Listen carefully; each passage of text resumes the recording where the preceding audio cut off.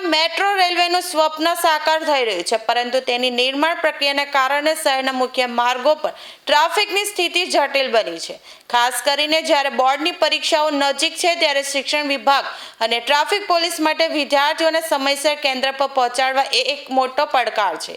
આ સમસ્યાના ઉકેલ માટે વહીવટી તંત્રે મેટ્રો રૂટ પર આવતી 203 સ્કૂલોને ટ્રાફિકગ્રસ્ત તરીકે ચિહ્નિત કરી છે। આ તમામ સ્કૂલના વિદ્યાર્થીઓને કેન્દ્ર પર પહેલા પહોંચવા સૂચનાઓ આપવામાં આવી છે। પરીક્ષા સુધી જહાંગીરપુરા બ્રિજ 2 વે રહેશે, સાથે વિદ્યાર્થીઓને આ રસ્તાઓ પર પોલીસ મદદ કરશે અને જહાંગીરપુરા વિસ્તારના વિદ્યાર્થીઓ માટે મહત્વપૂર્ણ નિર્ણય લેવામાં આવ્યો છે। 561 શાળાના પ્રશ્નપત્રો 14 ઝોન કક્ષાએ રાખવામાં આવ્યા છે। 9 એસએસસી ના ઝોન નક્કી કરવામાં આવ્યા છે। આ ઉપરાંત 5 જે છે એચએસસી ના ઝોન નક્કી કરવામાં આવ્યો છે।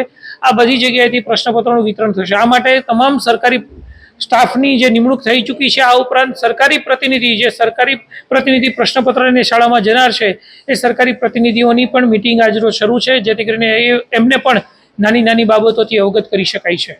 આ ઉપરાંત તમામ 14 સ્ટ્રોંગ રૂમની અંદર પ્રશ્નપત્ર આવ્યા બાદ 1+3 પોલીસ ગાર્ડ, હથિયારધારી પોલીસ ગાર્ડ હાજર રહેશે। આ ઉપરાંત તે પ્રશ્નપત્ર ક્યારે સ્ટ્રોંગ રૂમમાંથી કાઢવામાં આવે છે અથવા તો સ્ટ્રોંગ રૂમ ક્યારે ખોલવામાં આવે છે, ક્યારે બંધ કરવામાં આવે છે, તે લાઈવ સ્ટ્રીમિંગ મારા મોબાઈલની અંદર પણ હું જોઈ શકું છું અને ગુજરાત માધ્યમિક ઉચ્ચતર માધ્યમિક શિક્ષણ બોર્ડ કક્ષાએ પણ જોઈ શકાય છે। એટલે પ્રશ્નપત્રની ગોપનીયતા બાબતે પણ જિલ્લા વહીવટી તંત્ર અને ગુજરાત માધ્યમિક અને ઉચ્ચતર માધ્યમિક શિક્ષણ બોર્ડ સજ્જ છે।